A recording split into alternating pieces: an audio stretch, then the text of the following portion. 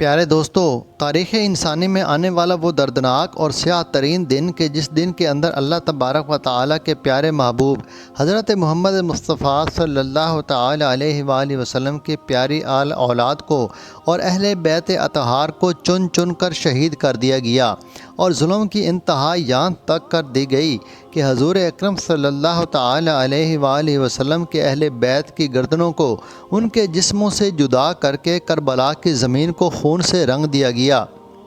پیارے دوستو، آج کی اس ویڈیو میں ہم آپ کو بتائیں گے کہ جب حضرت امام حسین رضی اللہ تعالیٰ عنہ بچپن ہی سے یہ بات جانتے تھے کہ ان کو 10 محرم الحرام میں کربلا کے اندر شہید کر دیا جائے گا، تو اس کے باوجود حضرت امام حسین رضی اللہ تعالیٰ عنہ اپنے اہل بیت اطہار کو لے کر کربلا کیوں گئے اور حضرت امام حسین رضی اللہ تعالیٰ عنہ کو دھوکے کے ساتھ کربلا کس طرح بلایا گیا، اور جب چند لوگوں کے علاوہ تمام قوم یزید کی بیعت کر چکی تو اس کے باوجود ایسا کون سا ڈر تھا کہ جس کی وجہ سے یزید کا حضرت امام حسین رضی اللہ تعالیٰ عنہ سے بیعت لینا ضروری تھا، اور جب حضرت امام حسین رضی اللہ تعالیٰ عنہ کوفہ پہنچے تو کس طرح حضرت امام حسین رضی اللہ تعالیٰ عنہ کے ساتھ کوفیوں نے دھوکہ کیا اور کس طرح حضرت امام حسین رضی اللہ تعالیٰ عنہ کی شہادت ہوئی، اور آپ رضی اللہ تعالیٰ عنہ نے کس طرح اللہ تبارک و تعالیٰ کے حضور اپنی گردن کو سجدے میں کٹوایا اور ہمیشہ ہمیشہ کے لیے دین اسلام کو بلند کر دیا۔ پیارے دوستو، ان تمام تر سوالات کے جوابات آج کی اس ویڈیو میں ہم آپ کو بتائیں گے، لہٰذا آپ سے ہماری یہ گزارش ہے کہ ہماری اس ویڈیو کو آخر تک ضرور دیکھیں۔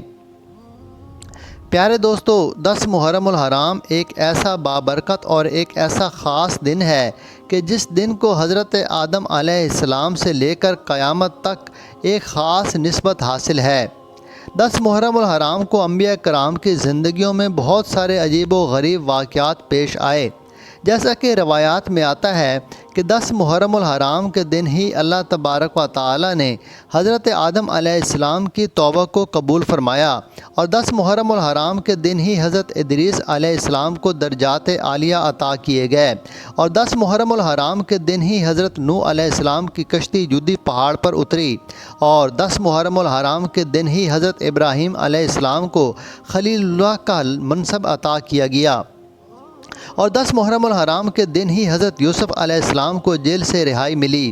اور 10 محرم الحرام کے دن ہی حضرت یعقوب علیہ السلام کو بینائی عطا کی گئی، اور 10 محرم الحرام کے دن ہی اللہ تبارک و تعالی نے حضرت یونس علیہ السلام کو مچھلی کے پیٹ سے نجات عطا فرمائی، اور 10 محرم الحرام کے دن ہی حضرت یونس علیہ السلام کی قوم کی توبہ قبول ہوئی، اور 10 محرم الحرام کے دن ہی حضرت موسیٰ علیہ السلام کی قوم کو فرعون کے ظلم و ستم سے نجات ملی، اور 10 محرم الحرام کے دن ہی حضرت عیسیٰ علیہ السلام کو زندہ آسمانوں پر اٹھایا گیا، اور یہ 10 محرم الحرام کا دن ہی تھا کہ جس دن نواسہ رسول حضرت امام حسین رضی اللہ تعالی عنہ کو جام شہادت نوش کیا، اور وہ 10 محرم الحرام کا ہی دن ہوگا جس دن اللہ تبارک و تعالی اس دنیا کو صفحہ ہستی سے مٹا دے گا اور قیامت قائم کی جائے گی۔ پیارے دوستو، ان تمام تر روایات سے معلوم ہوا کہ 10 محرم الحرام کے دن کو بہت سارے انبیاء کرام سے ایک خاص نسبت حاصل ہے، اور اللہ تبارک و تعالی نے حضرت امام حسین رضی اللہ تعالیٰ عنہ کو یہ خاص شرف عطا فرمایا کہ آپ رضی اللہ تعالیٰ عنہ کو بھی ان کی زندگی میں 10 محرم الحرام کا ایک ایسا دن عطا فرمایا کہ جس دن کے اندر حضرت امام حسین رضی اللہ تعالیٰ عنہ نے اپنے محبوب کی محبت میں اپنی گردن کو سجدے میں کٹوایا اور اللہ تبارک و تعالیٰ کے پیارے دین کو قیامت تک کے لیے زندہ کر دیا۔ پیارے دوستو، روایات میں ہے کہ حضرت امام حسین رضی اللہ تعالیٰ عنہ جب بچپن کے اندر حضور اکرم صلی اللہ تعالی علیہ وآلہ وسلم کی خدمت میں حاضر ہوا کرتے تو آپ صلی اللہ علیہ وآلہ وسلم اپنے نواسے حضرت امام حسین رضی اللہ تعالیٰ عنہ کو بڑے ہی پیار سے اپنی گود میں بٹھاتے اور آپ کی گردن مبارک پر بوسہ دیا کرتے، کیونکہ اللہ تبارک و تعالیٰ کی طرف سے حضور اکرم صلی اللہ تعالی علیہ وآلہ وسلم کو پہلے ہی یہ بتا دیا گیا تھا کہ آپ کے نواسے حضرت امام حسین رضی اللہ تعالیٰ عنہ اللہ تبارک و تعالیٰ کی راہ میں شہید ہوں گے، اور آپ کی گردن کو اللہ تبارک و تعالیٰ کی راہ میں ان کے جسم سے جدا کیا جائے گا۔ لہٰذا اس وجہ سے اللہ تبارک و تعالیٰ کے پیارے محبوب جب اسے نواسۂ حضرت امام حسین رضی اللہ تعالیٰ عنہ کو دیکھتے تو آپ کو ان پر پیار آتا اور آپ صلی اللہ تعالیٰ علیہ وآلہ وسلم ان کی گردن مبارک پر بوسہ دیا کرتے تھے۔ پیارے دوستو، بات کرتے ہیں واقعہ کربلا کیوں پیش آیا۔ یہ بات یاد رکھیں کہ جو جتنا اللہ تبارک و تعالیٰ کا مقرب بندہ ہوتا ہے اور جو جتنا اللہ تبارک و تعالیٰ کے قریب ہوتا ہے اس کو اتنے ہی امتحانات اور آزمائشوں سے گزرنا پڑتا ہے، کیونکہ اللہ تبارک و تعالیٰ قرآن پاک میں ارشاد فرماتا ہے، اور تم ہرگز بھلائی کو نہیں پا سکتے جب تک کہ تم اپنی سب سے پیاری چیز اللہ تبارک و تعالیٰ کی راہ میں قربان نہ کر دو۔ اور یہی وہ وجہ تھی کہ حضرت ابراہیم علیہ السلام کو اپنا بیٹا ذبح کرنے کا حکم دیا گیا، اور اسی وجہ سے حضرت امام حسین رضی اللہ تعالیٰ عنہ نے یہ جانتے ہوئے کربلا کا سفر کیا کہ ان کو شہید کر دیا جائے گا، کیونکہ وہ اللہ تبارک و تعالیٰ کی رضا پر راضی تھے اور اللہ تبارک و تعالیٰ کے دین اسلام پر اپنی جان کو قربان کرنا چاہتے تھے، اور حضرت ابراہیم علیہ السلام کی طرح وہ اس بات کو ثابت کرنا چاہتے تھے کہ وہ دنیا و کائنات کی ہر چیز سے بڑھ کر اللہ تبارک و تعالیٰ کی ذات اور اس کے محبوب کی ذات سے محبت کرتے ہیں۔ پیارے دوستو، بات کرتے ہیں سفر کربلا کس طرح شروع ہوا اور اس کربلا کے سفر کے اندر کون کون سے موڑ آئے اور کس کس موڑ پر کس کس جان نثار نے اپنی جان کو اپنے رب کے لیے قربان کیا۔ پیارے دوستو، روایات میں آتا ہے کہ جب حضرت امیر معاویہ رضی اللہ تعالیٰ عنہ کی وفات کے بعد یزید تخت نشین ہوا تو تمام لوگوں نے یزید کی بیعت کر لی، لیکن حضرت امام حسین رضی اللہ تعالیٰ عنہ اور دیگر مومنین نے یزید کی بیعت کرنے سے انکار کر دیا، کیونکہ یزید شرابی، زانی اور حضور اکرم صلی اللہ علیہ وآلہ وسلم کی شریعت کا منکر اور قرآن پاک کے احکامات کو نہ ماننے والا اور اللہ تبارک و تعالیٰ کی نافرمانیاں کرنے والا اور ایک بدکردار شخص تھا۔ یہی وجہ تھی کہ یزید کے تخت نشین ہوتے ہی حضرت امام حسین رضی اللہ تعالیٰ عنہ نے یزید کی بیعت کرنے سے انکار کر دیا۔ پیارے دوستو، یزید کو اس بات کا ڈر تھا کہ اگر حضرت امام حسین رضی اللہ تعالیٰ عنہ نے بیعت قبول نہ کی تو ایک دن ایسا آئے گا کہ تمام لوگ میری بیعت کو توڑ دیں گے اور حضرت امام حسین رضی اللہ تعالیٰ عنہ کے ہاتھ پر بیعت کر لیں گے۔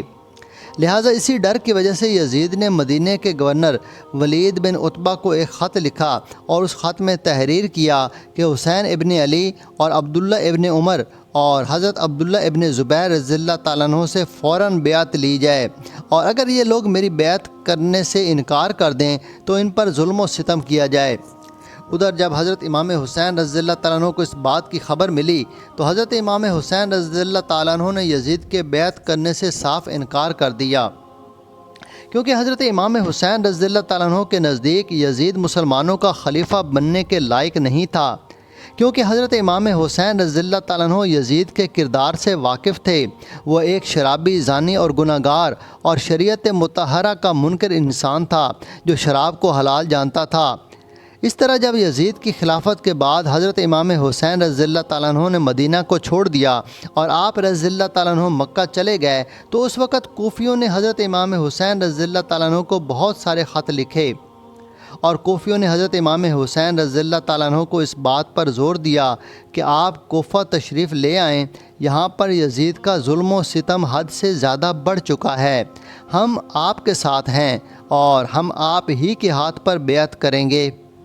اور یزید کی بیعت ہمیں ہرگز قبول نہیں۔ چنانچہ جب حضرت امام حسین رضی اللہ تعالیٰ عنہ کو کوفیوں کی جانب سے ایسے بہت سارے خط موصول ہوئے تو حضرت امام حسین رضی اللہ تعالیٰ عنہ نے کوفیوں پر یقین کرتے ہوئے حالات کا جائزہ لینے کے لیے اپنے پیارے بھائی حضرت مسلم بن عقیل رضی اللہ تعالیٰ عنہ کو کوفہ کی طرف روانہ کر دیا۔ چنانچہ حضرت امام حسین رضی اللہ تعالیٰ عنہ کے چچا زاد بھائی حضرت مسلم بن عقیل رضی اللہ تعالیٰ عنہ حضرت امام حسین رضی اللہ تعالیٰ عنہ کا حکم پاتے ہی کوفہ کی طرف روانہ ہو گئے۔ جب حضرت مسلم بن عقیل رضی اللہ تعالیٰ عنہ کوفہ پہنچے تو کوفہ کے لوگوں نے بہت ہی عزت اور احترام کے ساتھ حضرت مسلم بن عقیل رضی اللہ تعالیٰ عنہ کا استقبال کیا اور بے انتہا محبتوں سے نوازا، یہاں تک کہ 18,000 کوفیوں نے حضرت مسلم بن عقیل کے ہاتھ پر بیعت کر لی۔ اس طرح جب حضرت مسلم بن عقیل رضی اللہ تعالیٰ عنہ نے کوفہ کے لوگوں کا یہ پیار دیکھا تو اس وقت حضرت مسلم بن عقیل رضی اللہ تعالیٰ عنہ نے حضرت امام حسین رضی اللہ تعالیٰ عنہ کی طرف ایک خط لکھا، جس کے اندر یہ تحریر فرمایا کہ آپ جتنی جلدی ہو سکے کوفہ تشریف لے آئیں، کوفہ کے لوگ آپ کے ہاتھ پر بیعت کرنا چاہتے ہیں اور آپ کے ساتھ ہیں۔ چنانچہ جیسے ہی یہ خط حضرت امام حسین رضی اللہ تعالیٰ عنہ تک پہنچا تو اس خط کو پڑھنے کے بعد فوراً حضرت امام حسین رضی اللہ تعالیٰ عنہ نے کوفے کی طرف روانگی اختیار کی اور اپنے اہل بیت اطہار کو لے کر کوفہ کی طرف روانہ ہو گئے۔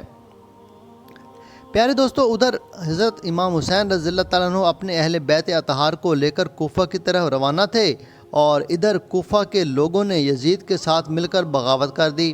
اور حضرت مسلم بن عقیل رضی اللہ تعالیٰ عنہ کو بے دردی کے ساتھ شہید کر دیا۔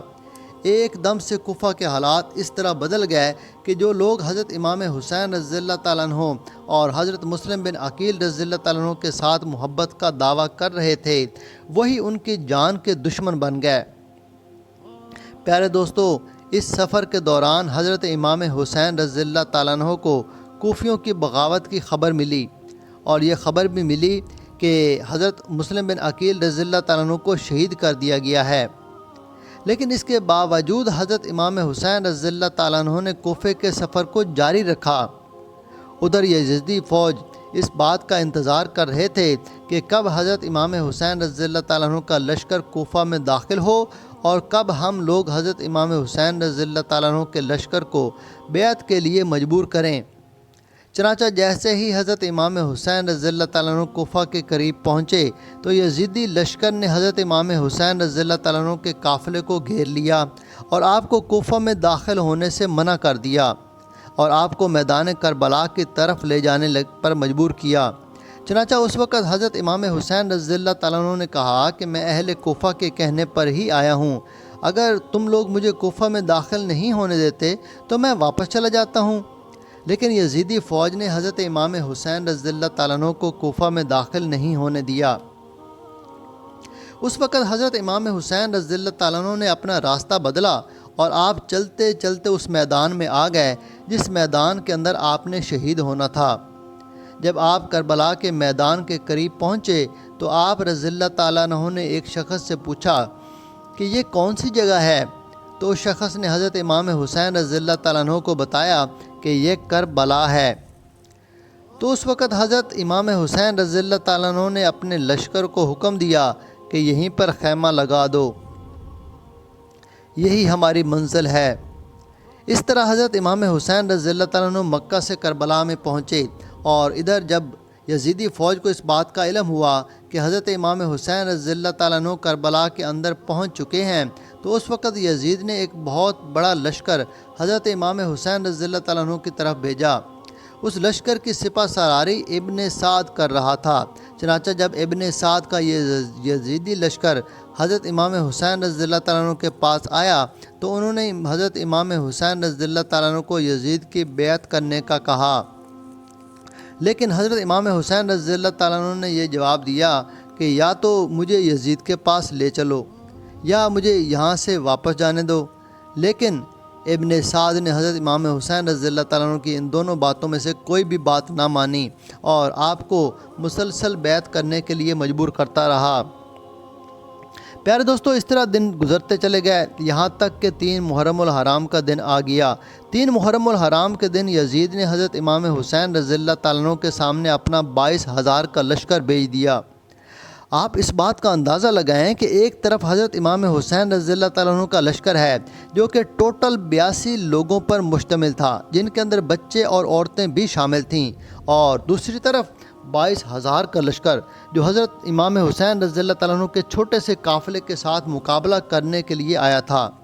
اس بات سے اندازہ لگایا جا سکتا ہے کہ حضرت امام حسین رضی اللہ تعالیٰ عنہ شیر خدا کے بیٹے تھے اور آپ کتنے بہادر تھے، اور اس بات کو یزید خوب جانتا تھا کہ حضرت امام حسین رضی اللہ تعالیٰ عنہ کا مقابلہ کرنا کوئی عام بات نہیں۔ لہٰذا اسی وجہ سے یزید نے حضرت امام حسین رضی اللہ تعالیٰ عنہ کے مقابلے کے لیے 22,000 کا لشکر بھیجا۔ اس بات سے بخوبی اندازہ لگایا جا سکتا ہے کہ یزیدیوں کے دلوں میں حضرت امام حسین رضی اللہ تعالیٰ عنہ کا کتنا خوف اور ڈر تھا۔ پیارے دوستو، اس طرح مسلسل یزیدی فوج حضرت امام حسین رضی اللہ تعالیٰ عنہ کو یزید کی بیعت کرنے پر مجبور کرتی رہی، لیکن حضرت امام حسین رضی اللہ تعالیٰ عنہ نے اپنے نانا کے دین کو مضبوطی سے تھامے رکھا اور یزید کی بیعت کرنے سے انکار کرتے رہے۔ پیارے دوستو، جب یزیدی فوج کو اس بات کا علم ہو گیا کہ حضرت امام حسین رضی اللہ تعالیٰ عنہ ان کی یہ بات اس طرح نہیں مانیں گے، تو یزیدیوں نے حضرت امام حسین رضی اللہ تعالیٰ عنہ اور اہل بیت اطہار پر ظلم و ستم کرنے کا ارادہ کیا۔ چنانچہ 7 محرم الحرام کے دن یزیدیوں نے حضرت امام حسین رضی اللہ تعالیٰ عنہ اور اہل بیت اطہار پر پانی بند کر دیا۔ میدان کربلا کے اندر نہر فرات کے علاوہ کہیں پر پانی موجود نہ تھا، وہیں سے تمام لوگ پانی پیا کرتے تھے، لیکن اب اہل بیت پر یہ ظلم کیا گیا کہ تپتی ریت کے اندر حضرت امام حسین رضی اللہ تعالیٰ عنہ اور آپ کی آل اولاد پر پانی کو بند کر دیا گیا۔ وقت گزرنے کے ساتھ ساتھ اہل بیت اطہار کے چھوٹے چھوٹے بچے پیاس کی شدت سے زار و قطار رونے لگے، اور پیاس کی شدت کی وجہ سے حضرت امام حسین رضی اللہ تعالیٰ عنہ کی آل اولاد اور پاک دامن عورتوں کا بھی برا حال ہو چکا تھا۔ ادھر فوج یزید نے حضرت امام حسین رضی اللہ تعالیٰ عنہ کے گھر والوں کو چاروں طرف سے گھیرا ہوا تھا، اور ادھر حضرت امام حسین رضی اللہ تعالیٰ عنہ کے خیموں میں بچوں کے بلک بلک کر رونے کی آوازیں آ رہی تھیں، اور وہ پیاس کی شدت کی وجہ سے تڑپ رہے تھے۔ چنانچہ یزیدی فوج نے حضرت امام حسین رضی اللہ تعالیٰ عنہ کے قافلے پر حملہ کر دیا، اور ایک ایک کر کے اہل بیت اطہار کے فرد شہید ہونے لگے اور جام شہادت نوش کرنے لگے۔ اس طرح جب 9 محرم الحرام کا دن آیا تو حضرت امام حسین رضی اللہ تعالیٰ عنہ نے حضرت عباس رضی اللہ تعالیٰ عنہ کو یزیدی فوج کے لشکر کی طرف بھیجا اور ان سے کہا کہ ہمیں ایک رات اللہ تبارک و تعالیٰ کی عبادت کرنے کی مہلت دے دی جائے۔ چنانچہ یزید کی طرف سے حضرت امام حسین رضی اللہ تعالیٰ عنہ کو ایک رات اللہ تبارک و تعالیٰ کی عبادت کرنے کی مہلت دے دی گئی۔ یہ 9 محرم الحرام کی رات تھی کہ جب رات کے اندھیرے کے اندر حضرت امام حسین رضی اللہ تعالیٰ عنہ اپنے تمام قافلے والوں کو جمع کیا۔ حضرت امام حسین رضی اللہ تعالیٰ عنہ یہ بات خوب جانتے تھے کہ اب یزید ہمیں شہید کیے بغیر پیچھے ہٹنے والا نہیں ہے۔ چنانچہ اس وقت حضرت امام حسین رضی اللہ تعالیٰ عنہ نے اپنے تمام قافلے والوں سے کہا کہ یہ بات طے ہو چکی ہے کہ 1-2 دن کے اندر اندر یزید ہمیں یہ ضرور شہید کر دے گا۔ امام حسین رضی اللہ تعالیٰ عنہ اپنے قافلے والوں سے کہنے لگے کہ تم میں سے جو کوئی بھی شخص اپنی جان کو بچا کر یہاں سے جانا چاہتا ہے تو وہ چلا جائے، میں نواسہ رسول صلی اللہ علیہ وآلہ وسلم اس شخص پر راضی ہوں۔ حضرت امام حسین رضی اللہ تعالیٰ عنہ نے اپنے قافلے والوں کو اپنی جان بچا کر وہاں سے جانے کی اجازت دے دی، اور یہ بات کہنے کے بعد حضرت امام حسین رضی اللہ تعالیٰ عنہ نے خیمے میں موجود تمام دیوں کو بجھا دیا اور ہر طرف اندھیرا ہی اندھیرا کر دیا، تاکہ اس اندھیرے کے اندر اگر کوئی اپنی جان کو بچا کر جانا چاہتا ہے تو وہ بآسانی کے ساتھ چلا جائے۔ چنانچہ جب کچھ دیر کے بعد تمام دیوں کو دوبارہ جلایا گیا تو حضرت امام حسین رضی اللہ تعالیٰ عنہ نے دیکھا کہ تمام کے تمام لوگ حضرت امام حسین رضی اللہ تعالیٰ عنہ کے پاس موجود ہیں، اور وہ آپ کو اکیلا چھوڑنے کے لیے ہرگز بھی تیار نہیں تھے، پھر چاہے ان کی جان ہی کیوں نہ چلی جائے۔ آخرکار رات یوں ہی گزر گئی اور 10 محرم الحرام کا دن آیا، اور 10 محرم الحرام کے دن یزیدی فوج نے حضرت امام حسین رضی اللہ تعالیٰ عنہ کے لشکر پر حملہ کر دیا۔ ادھر حضرت امام حسین رضی اللہ تعالیٰ عنہ کے ساتھ صرف 72 لوگ تھے، اور ادھر 22,000 کا ایک بہت بڑا لشکر تھا۔ ادھر فوج یزید حضرت امام حسین رضی اللہ تعالیٰ عنہ کے قافلے پر حملے کر رہی تھی، اور ادھر ایک ایک کر کے اہل بیت اطہار میں سے تمام لوگ شہادت کا جام پی رہے ہیں۔ کبھی حضرت حر رضی اللہ تعالیٰ عنہ جام شہادت نوش کرتے ہیں، تو کبھی حضرت قاسم رضی اللہ تعالیٰ عنہ اللہ تبارک و تعالیٰ کے حضور اپنی جان کا نذرانہ پیش کرتے ہیں، تو کبھی حضرت علی اکبر رضی اللہ تعالیٰ عنہ کو شہید کر دیا جاتا ہے۔ اس طرح 3 دن کے پیاسے اہل بیت اطہار یزیدی فوج کے ساتھ جنگ کرتے رہے اور ایک ایک کر کے جام شہادت نوش کرتے رہے، اور پھر جب حضرت عباس رضی اللہ تعالیٰ عنہ ننھے علی اصغر کے لیے نہر فرات سے پانی لینے کے لیے گئے اور وہاں سے پانی بھر کر جب واپس آنے لگے تو یزیدیوں نے تیر کے ساتھ حضرت عباس رضی اللہ تعالیٰ عنہ پر حملہ کر دیا، اور حضرت عباس رضی اللہ تعالیٰ عنہ کو بھی بے دردی کے ساتھ شہید کر دیا گیا۔ آپ نے جو مشکیزہ پانی سے بھرا تھا وہ مشکیزہ بھی تیر لگنے کی وجہ سے پانی سے خالی ہو گیا۔ اس طرح حضرت علی اصغر رضی اللہ تعالیٰ عنہ پیاس کے ساتھ بلک رہے تھے اور زاروں قطار رو رہے تھے، لیکن یزیدی فوج نے بے دردی کے ساتھ اسی طرح اہل بیت اطہار کو شہید کر رہی تھی۔ اتنے میں ایک بدبخت یزیدی نے ننھے علی اصغر کو نشانہ بنایا اور ان کی طرف تیر چلایا، اور وہ تیر سیدھا جا کر ننھے علی اصغر رضی اللہ تعالیٰ عنہ کو لگا، اور ننھے علی اصغر جو پیاس کی شدت کی وجہ سے بلک بلک کر رو رہے تھے، اب ان کا رونا بھی بند ہو چکا تھا، اور وہ بھی اللہ تبارک و تعالیٰ کے حضور جان کو قربان کر چکے تھے اور جام شہادت نوش کر چکے تھے۔ پیارے دوستو، اس طرح سے ایک ایک کر کے حضرت امام حسین رضی اللہ تعالیٰ عنہ کے قافلے والوں کو شہید کر دیا گیا، اور اب حضرت امام حسین رضی اللہ تعالیٰ عنہ تنہا یزیدی فوج کا مقابلہ کر رہے ہیں، لیکن یزیدی فوج یہ دیکھ کر حیران تھی کہ کوئی بھی حضرت امام حسین رضی اللہ تعالیٰ عنہ کو ہرا نہیں پا رہا تھا۔ اس وقت شمر ملعون اپنی فوج سے کہنے لگا کہ دور سے حضرت امام حسین رضی اللہ تعالیٰ عنہ ایک ساتھ تیر کے ساتھ حملہ کرو۔ اس طرح یزیدی فوج نے حضرت امام حسین رضی اللہ تعالیٰ عنہ پر ایک ساتھ تیروں سے حملہ کیا اور آپ کے جسم مبارک کو زخمی کر دیا، لیکن اس زخمی حالت کے باوجود شیر خدا کے بیٹے حضرت امام حسین رضی اللہ تعالیٰ عنہ بڑی ہی دلیری کے ساتھ یزیدی فوج کا مقابلہ کر رہے ہیں۔ چنانچہ اسی دوران نماز عصر کا وقت ہوا تو حضرت امام حسین رضی اللہ تعالیٰ عنہ نے نماز عصر پڑھنے کے لیے مہلت مانگی، تو آپ کو نماز عصر ادا کرنے کے لیے مہلت دے دی گئی۔ جیسے ہی حضرت امام حسین رضی اللہ تعالیٰ عنہ نے نماز عصر کی نیت باندھی اور اللہ تبارک و تعالیٰ کی بارگاہ میں سر سجدے میں رکھا، تو اسی وقت شمر ملعون نے وعدہ خلافی کرتے ہوئے حضرت امام حسین رضی اللہ تعالیٰ عنہ پر حملہ کر دیا، اور آپ رضی اللہ تعالیٰ عنہ کی گردن مبارک کو آپ کے جسم سے جدا کر دیا، اور آپ کی گردن مبارک کو نیزے پر لٹکا کر آپ کی گردن کی بے حرمتی کی گئی۔